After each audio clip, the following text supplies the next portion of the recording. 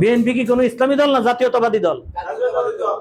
মুহাম্মদুর রাসূলুল্লাহ সাল্লাল্লাহু আলাইহি সাল্লাম বলছেন, যে মানুষকে জাতীয়তাবাদের দিকে ডাকে, আসাবিয়ার দিকে ডাকে, তাকে জানিয়ে দাও। এবং এই কথা বলতে তুমি লজ্জাবোধ করো না, যে মানুষকে জাতীয়তাবাদের দিকে ডাকে সে বাবার লিঙ্গ কামড়তে পড়ে আছে, এই কথা বলতে যেন তোমার লজ্জাবোধ না হয়। তাহলে তিনি যদি উৎকৃষ্ট মানের ইমানদার হন, তাহলে উনি বাপের লিঙ্গ কামড়তে পড়ে রয়েছেন লিঙ্কন সাহেব। আপনি তার পক্ষে সাফাই গাইতেছেন, সে আহলে হাদিস হয়ে গেল। হাদিসে তো শুনতেছি যে তার এই কথা জানাই দিতে বলা হয়েছে। তাহলে আহলে হাদিসের শায়খদের উচিত ছিল কি, যে তুমি যেহেতু আহলে হাদিস দাবি করো, আল্লাহ রাসূল হাদিসে বলছে যে জাতীয়তাবাদ করলে তুমি বাপের লিঙ্গ কামড় দিয়া রইছো, ছাড়তেই চাইতেছো না, তুমি বাবার লিঙ্গটা ছাইরা দাও, তুমি প্রকৃতি ইমানদার মুসলিম হয়ে যাও। এই নসিহত না করে তারা আশায় ছিল যে ধর্মমন্ত্রী বানাই দিবে তাদের এই গ্রুপের থেকে। তারা আসলে কি সহি আকীদার লোক না নষ্ট আকীদার লোক? আওয়ামী লীগ একটা সেকুলার দল ছিল, খিচুড়ি মার্কা দল, তাদের কোনো আদর্শই ছিল না। কেমনে? তারা গণতন্ত্রও নিছে, সমাজতন্ত্রও নিছে, বাঙালি জাতীয়তাবাদও নিছে, ধর্মনিরপেক্ষও নিছে। তাহলে এই যে চারটে নিয়ে ককটেল বানাইছে, এই অথচ চারটা আদর্শ চারজনে প্রতিষ্ঠা করছে, এই সব ককটেল নিয়ে তারা চলছে। তাদের দলের লোকজন যখন আহলে হাদিস দাবি করতো, আহলে হাদিসের যে সংগঠন এই জমিয়ত আহলে হাদিস আন্দোলন বাংলাদেশ, তাদের এমপি মন্ত্রীরা যখন এই জায়গার উপদেষ্টা হয়েছে, তারা কি বাধা দিছে? আল্লাহ রাসূল সাল্লাল্লাহু আলাইহি সাল্লাম কি মক্কা বিজয়ের পরে আবু সুফিয়ানের উপদেষ্টা বানাইছিল? আবু সুফিয়ান তো তার শ্বশুর ছিল, তারে কি উপদেষ্টা বানাইছিল নাকি?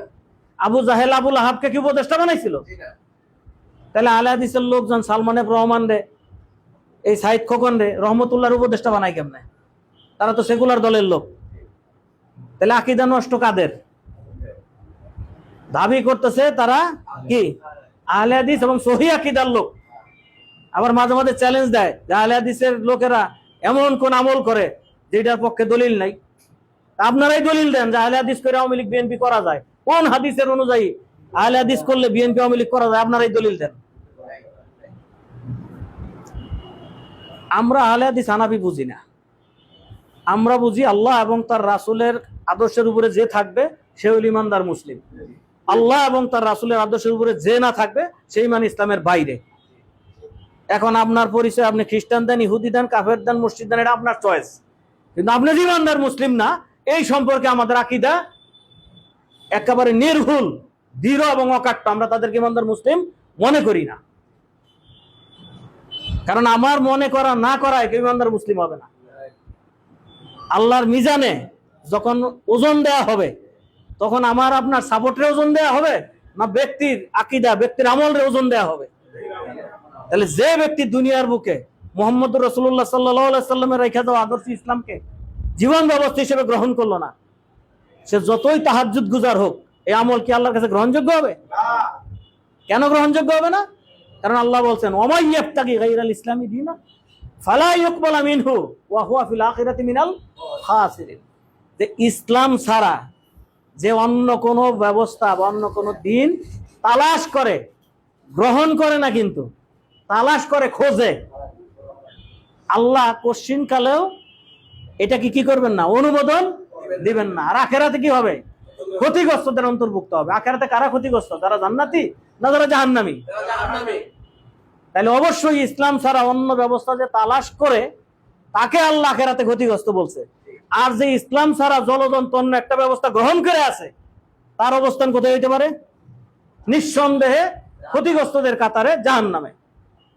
তাহলে যে লোক দুনিয়ার জীবনে নিজে দলিল প্রমাণ দিয়ে ইসলামের বিরুদ্ধে অবস্থান গ্রহণ করছে এবং শতাধিকবার দাওয়াত দেওয়ার পরও ইসলামী শরিয়াকে রাষ্ট্র ব্যবস্থা, জীবন ব্যবস্থা হিসেবে সমাজ রাষ্ট্রে প্রতিষ্ঠা করতে অস্বীকার, অমান্য করছে, সে লোক ইমানদার মুসলিম হবার কোনো কারণ আছে? সে লোকের জানাজায় শরীক হওয়ার কোনো সুযোগ আছে? সে লোকের জানাজায় কে সূরা ফাতিহা পড়লো, কে পড়লো না, এইসব নিয়ে বিতর্কের প্রয়োজন আছে? ফি নারে জাহান্নামা খালিদিনা আবাদা, তারা অনন্তকাল এই জাহান্নামের আগুনে জ্বলবে, ভুগবে। এটা নিয়ে আপনার আমার দুশ্চিন্তা করার দরকার নাই। আমার আপনার কাজ হবে কি? আল্লাহ এবং তার রাসূল যে হকের দাওয়াত দিয়ে গেছে, হকের দাওয়াত দেওয়ার জন্য আমাদেরকে দুনিয়ায় পাঠাইছে, আমৃত্যু এই দাওয়াত দিয়ে যাওয়া এবং এই দাওয়াতের উপরে প্রতিষ্ঠিত থাকা। কোন জালেমের জুলুম, কোন তাগুতের রক্তচক্ষুকে ভয় না করা। দুনিয়ার জিন্দেগি থেকে আজ হোক কাল হোক মৃত্যুবরণ করতে হবে। কুল্লু নাফসিন যায়িকাতুল মউত ওয়া ইন্নামা তুওয়াফাউনা উজুরাকুম ইয়াওমাল কিয়ামাহ ফামান যুহজিহা আনিন নারি ওয়া উদখিলাল জান্নাতা ফাকাদ ফাজ ওয়া মাল হায়াতুদ দুনিয়া ইল্লা মাতাউল গুরুর। যারা দুনিয়ায় আসছি, যে বয়সেই দুনিয়া থেকে বিদায় নেই না কেন, বিদায় নিতেই হবে। সে আমির হোক ফকির হোক, সে সুস্থ হোক অসুস্থ হোক, তাইলে যে জীবন থেকে বিদায় নিতে হবে এবং যে জীবনের শেষে আরেকটা জীবন রয়ে গেছে, মানে দুনিয়ার জীবনের শেষে আরেকটা জীবন রয়ে গেছে এবং ওই জীবনে জান্নাত জাহান্নাম অপেক্ষা করতেছে, সে যদি জান্নাতের আশা করে তাহলে কি করতে হবে? জাহান্নামের আগুন থেকে বাইচা থাকার কাজ করতে হবে। তাহলে জাহান্নামের আগুন থেকে বাইচা থাকার কাজ কি? নিজে ঈমান আনা এবং অন্যকে ঈমান আনার জন্য দাওয়াত দেওয়া।